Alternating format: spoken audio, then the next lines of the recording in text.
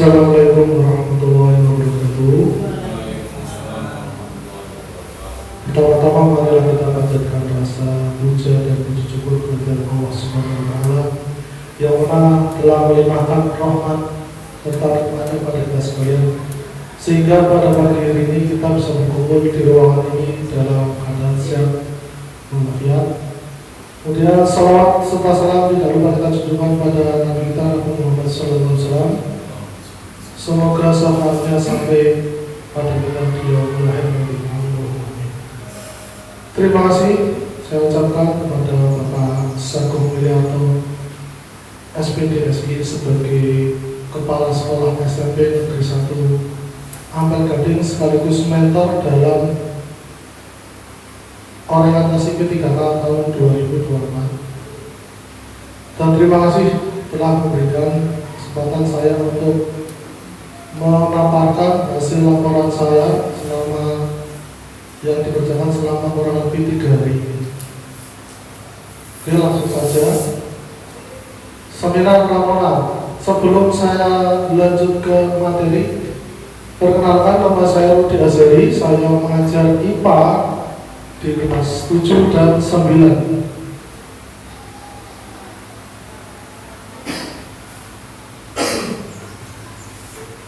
Hal yang akan disampaikan oleh saya, yang pertama latar belakang, kemudian ada visi misi, dan yang paling utama adalah inti dari sebenarnya LHK dari saya sendiri. Latar belakang, untuk mewujudkan tujuan nasional dibutuhkan pegawai ASN disertai tugas untuk melaksanakan tugas pelayanan publik, tugas pemerintahan dan tugas pembangunan tertentu. Pegawai ASN terdiri atas pegawai negeri sipil, bisa disingkat PNS, kemudian pegawai pemerintah dengan perjanjian kerja P3K. Sebelum ASN menjalankan tugas, diperlukan pembekalan untuk orientasi tugas dan fungsi nilai serta etika jabatan sehingga nantinya dapat memenuhi core value berakhlak. Kemudian employer branding ASN bangga melayani bangsa serta transformasi budaya kerja ASN. Kemudian rencana strategis dari SMP Negeri 1 Ampel Gading terdiri dari visi dan misi. Yang pertama, visi unggul dalam mutu, santun dalam perilaku, kreatif dalam karya, dasar iman dan takwa. Dari misi ini dijabarkan menjadi sebuah misi SMP Negeri 1 Ampel Gading, di mana misi yang pertama yaitu menyelenggarakan kegiatan bimbingan dan pembelajaran efektif. Kemudian yang kedua, mengembangkan minat, bakat, dan potensi kreatif peserta didik, membentuk watak karakter akhlakul karimah peserta didik, mengupayakan terpenuhnya kebutuhan sarana prasarana dan fasilitas, mengimplementasikan manajemen berbasis sekolah, meningkatkan kompetensi tenaga pendidik dan kependidikan, yang berakhir membangun kebersamaan antar warga, sekolah, dan masyarakat. Nah, tadi sudah dijelaskan di latar belakang. Sebagai ASN kita harus memiliki core value ASN yaitu berakhlak, di mana berakhlak itu terdiri dari berorientasi pelayanan, kemudian A. akuntabel, K. kompeten, H. harmonis, L. loyal, kemudian A. adaptif, dan K. kolaboratif. Ini sebagai ASN kita harus menguasai core value yang berakhlak. Ini langsung ke program saya, LHK saya selama nanti di SMP Negeri 1 Ampel Gading. Yang pertama, terlaksananya penyusunan rencana pelaksanaan pembelajaran berbasis KSP, tahapan kegiatan, penyusunan modul, kemudian implementasi, kemudian outputnya tersusun RPP yang sesuai dengan panduan, kemudian pembelajaran di kelas terfokus pada pendekatan yang berpusat pada siswa dengan integrasi bagian mata pelajaran sesuai dengan prinsip KSP. Nah, di sini di LHK yang pertama, core value yang saya kembangkan adalah kompeten dan adaptif. Kemudian yang kedua, meningkatnya kompetensi melalui peran peserta didik sebagai partisipan kegiatan seminar. Tahapannya yaitu saya akan mengikuti seminar baik yang online maupun offline, baik yang berhubungan dengan mata pelajaran saya ataupun tidak, atau yang umum akan saya ikuti. Kemudian outputnya, saya akan memiliki keterampilan baru baik di bidang saya sendiri Pak atau di bidang pendidikan secara umum. Kemudian kita lebih adaptif dengan perkembangan zaman, dan yang terakhir mendapat sertifikat dari seminar tersebut. Kemudian core value yang saya ambil di sini juga kompeten dan adaptif, yaitu menambah wawasan dan adaptif terhadap perkembangan zaman dan teknologi. Kemudian program yang ketiga, meningkatnya praktek manajemen les yang berfokus pada penerapan disiplin positif. Karena disiplin ini sangat penting. Terbanyak melakukan refleksi apa yang dibutuhkan di kelas. Kemudian yang kedua, lakukan penguatan positif terhadap kesepakatan. Kemudian yang ketiga, memfasilitasi peserta didik dalam menyadari konsekuensi dan memperbaiki perilaku yang melanggar. Nah, ini outputnya. Jika disiplin positif ini terlaksana dengan baik, outputnya yaitu jadi keberhasilan pembinaan bagi kepribadian siswa agar lebih baik lagi ke depannya. Kemudian terwujudnya budaya positif di lingkungan sekolah. Penerapan nilai berakhlak, saya koordinasi dengan orang tua siswa baik secara langsung maupun tidak langsung. Apa yang dibutuhkan, ada masukan bisa saya sampaikan atau tidak nantinya. Kemudian saya juga menanyakan bagaimana sih apa perkembangan sekarang yang ada di lingkungan, apa yang harus ditambah, apa yang harus dikurangi. Yang berikutnya program keempat yaitu meningkatnya kompetensi melalui peran sebagai partisipan observasi praktek pembelajaran. Tahap kegiatannya yaitu perencanaan program pengembangan kompetensi bersama rekan di sekolah, melaksanakan kegiatan supervisi, kemudian melakukan diskusi dan refleksi bersama rekan sejawat, kemudian melakukan stakeholder dengan sekolah lain guna meningkatkan inovasi pembelajaran. Ini kaitannya dengan MGMP di luar sekolah. Dan juga outputnya memiliki keterampilan baru menggunakan teknologi, kemudian dapat menyusun pembelajaran lebih inovatif dan adaptif. Nilai berakhlaknya antara lain, saya menerima masukan dari rekan sejawat bekerja sama guna melakukan meningkatkan mutu pembelajaran. Ini masuk ke bagian harmonis dalam ASN berakhlak. Kemudian yang kedua, melibatkan stakeholder terkait ketika melakukan pembahasan proses pembinaan sehingga semakin banyak masukan atau saran pengembangan program latihan ke depannya, kolaboratif dengan rekan sesama guru. Ini program yang kelima kaitannya dengan makro saya sendiri. Di sini saya juga sebagai pembina untuk OSN IPA, yaitu meningkatnya kinerja satuan pendidikan melalui pelaksanaan tugas tambahan sebagai pembina OSN IPA. Tahap katanya yaitu antara lain yang pertama mempersiapkan materi untuk lomba ASN. Yang kedua, menseleksi siswa yang mempunyai minat dan bakat dalam mapel IPA. Kemudian yang ketiga, setelah kita dapat, kemudian membuat jadwal untuk bimbingan. Yang keempat, memberi bimbingan siswa terpilih untuk mengikuti OSN. Yang kelima, mengevaluasi hasil kegiatan OSN IPA. Output kegiatan yang diharapkan mulai pertama jadwal untuk bimbingan dan juga materi soal-soal.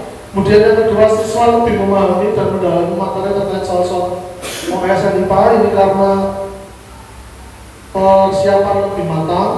Yang ketiga, siswa menjadi lebih termotivasi dalam ikut ajang lomba di tingkat OSN ini. Kemudian kedepannya siswa mampu bersaing di tingkat atau di level yang lebih tinggi dari OSN kabupaten atau pusat.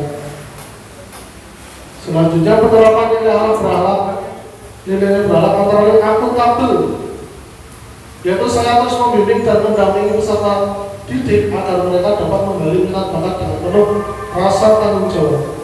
Yang kedua, kompeten. Saya membimbing peserta didik dengan memperhatikan seluruh kemampuan yang dimiliki agar mencapai hasil yang terbaik.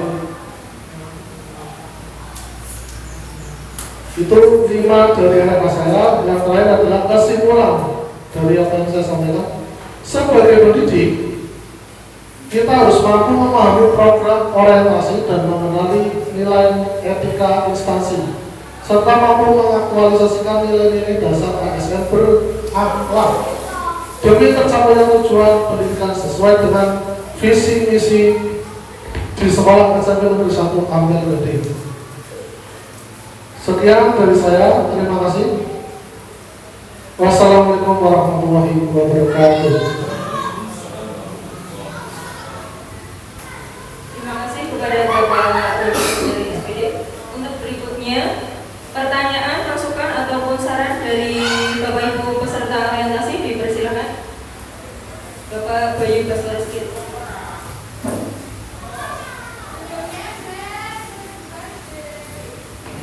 Baik, Assalamualaikum warahmatullahi wabarakatuh. Izin bertanya Bapak Rudi Kasar tentang tadi tentang OSN. Bagaimana Bapak penyaringan selama penyaringan siswa yang nantinya ikut OSN? Terima kasih. Terima kasih Bapak Bayu. Terkait dengan penyaringan siswa, menyeleksi siswa yang mempunyai minat dan bakat dalam ambil IPA. Ini nanti saya bekerjasama dengan Bapak Ibu guru IPA kelas 8. Kebetulan tahun ini saya tidak mengajar kelas 8. Saya kerjasama dengan Bapak Ibu kelas 8 untuk memberikan atau memilih siswa-siswa yang sekiranya ada minat dan bakat dan kelebihan dalam mapel IPA. Nah, dari nama-nama tersebut nanti disetorkan ke saya, kemudian saya seleksi, tentunya dengan seperti pretest tentang soal-soal IPA. Dari hasil pretest nanti akan terpilih, tapi tidak langsung 2 orang yang nanti saya pilih atau gugur secara bertahap. Nantinya saya pilih 10 orang dari nama-nama tersebut. Nah, 10 orang ini yang akan ikut bimbingan atau les tambahan. Nah, di les tambahan nanti juga akan ada seleksi lagi di situ.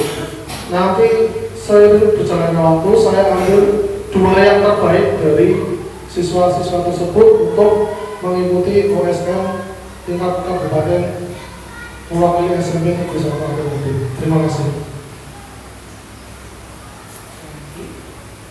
Ada lagi Bapak Ibu yang ingin memberikan pertanyaan ataupun masukan? Tidak ada. Bapak Kepala Sekolah barangkali.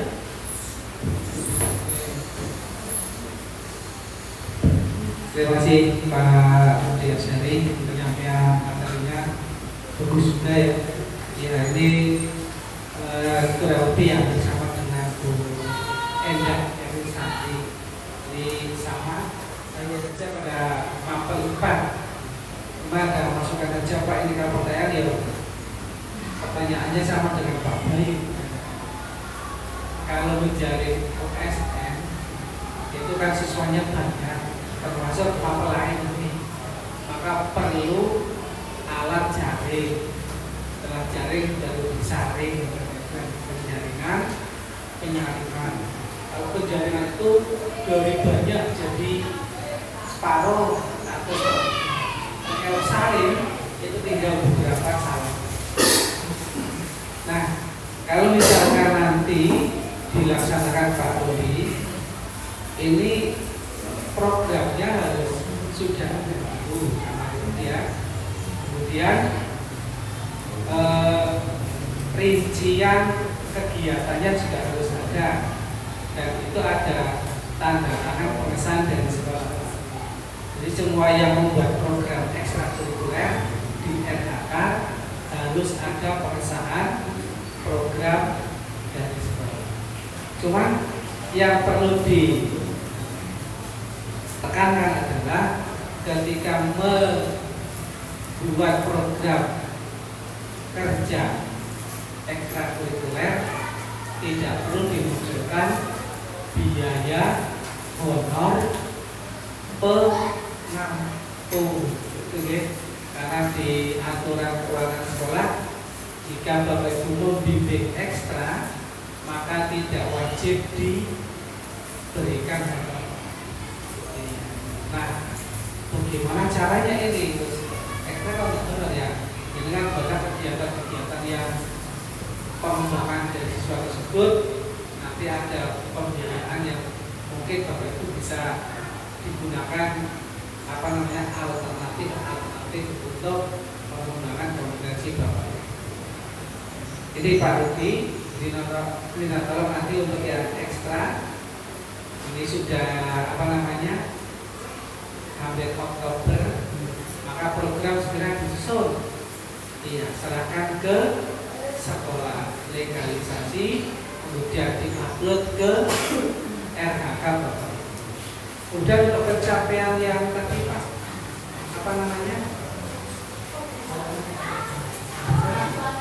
yang seminar offline dan online sudah berapa? Sudah ikut Pak? Sudah dapat sertifikat? Banyak. Juli. Nah yang ini triwulan 4. Karena ini, berarti belum lagi ya. Ini sudah masuk triwulan ke 2 apa 4 maksudnya nanti 4 ya. Iya, silakan nanti Bapak Ibu yang offline online ikuti. Di sekolah ada konbel yang di Pak Rin, bisa diikuti untuk memperoleh sertifikat tagihan Bapak Ibu. Jadi ketika ada itu ya silakan. Nah, tapi untuk yang konbel pelaksanaannya tidak di jam pelajaran, harus di luar jam pelajaran. Terima kasih Pak Rin, saya kira itu saja. Oke, terima kasih.